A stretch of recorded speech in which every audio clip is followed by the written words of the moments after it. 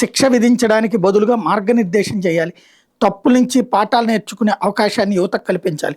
నన్ను నా దివంగత తల్లిని దూషించడం ఆవేదన కలిగించిందంటూ మోడీ స్టేట్మెంట్ని ఇక్కడ హైలైట్ చేశారు. మోడీ మరొక వీడియో రిలీజ్ చేశారు. ఆ వీడియోలో ప్రస్తావనే కీలకం. దేశ రాజధాని ఢిల్లీలోని జంతర్ మంతర్ దగ్గర ఇటీవల జరిగిన నిరసన సందర్భంగా తనను దూషించారని, ఆరోపణలు ఎదుర్కొంటున్న విద్యార్థులను తాను క్షమించారని ప్రధానమంత్రి నరేంద్ర మోడీ వెల్లడించారు. వాళ్ళకి శిక్ష విధించడానికి బదులుగా మార్గనిర్దేశం చేయాలని పౌర సమాజానికి పిలుపునిచ్చారు. ఈ మేరకు మోడీ శుక్రవారం రాత్రి ఇన్స్టాగ్రామ్లో ఒక వీడియో సందేశాన్ని పోస్ట్ చేశారు.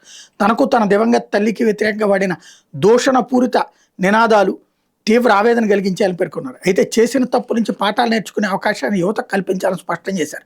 జంతర్ మంతర్ దగ్గర ఏం జరిగిందంటే పిల్లలు అత్యంత అసభ్యకరమైన భాషను ఉపయోగించారు, వాళ్ళు నన్ను దూషించారు. అంతేకాకుండా నా దివంగత తల్లిని కూడా దూషించారు. అది ఎంతో బాధాకరమైన సంగతి. పిల్లల విషయంలో శిక్ష లేదా సుదీర్ఘ న్యాయపరమైన చర్యలు ఏమాత్రం ఉపయోగపడవు. పిల్లలు తప్పులు చేస్తుంటారు, ఆ తప్పులు సరిదిద్దుకునే అవకాశం వాళ్ళకి కల్పించాలి. బాల్యమే అందుకు సరైన సమయం. నన్ను దూషించిన వాళ్ళని క్షమించాలన్న నా నిర్ణయాన్ని అందరూ అంగీకరించాలని కోరుతున్నా.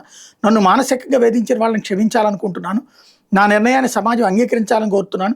కొన్నిసార్లు పొరపాటు మన పళ్ళతోనే మన నాలుకను కొరుక్కుంటాం, అప్పుడు రక్తం వస్తుంది, కానీ మనం పళ్ళను విరగొట్టుకోం. ఎందుకంటే పళ్ళు నాలుక రెండు మనవే కదా.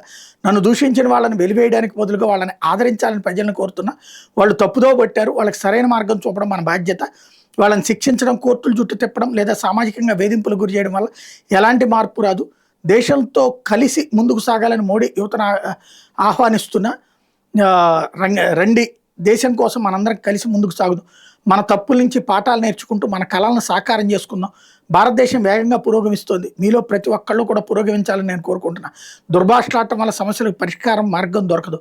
తప్పుదో పట్టిన వాళ్ళకి సరైన మార్గం చూపిద్దాం, కలిసి పనిచేద్దాం, భారతదేశం కోసం కృషి చేద్దాం అంటూ మోడీ స్పష్టం చేశారన్నటువంటిది హైలైట్ చేశారు.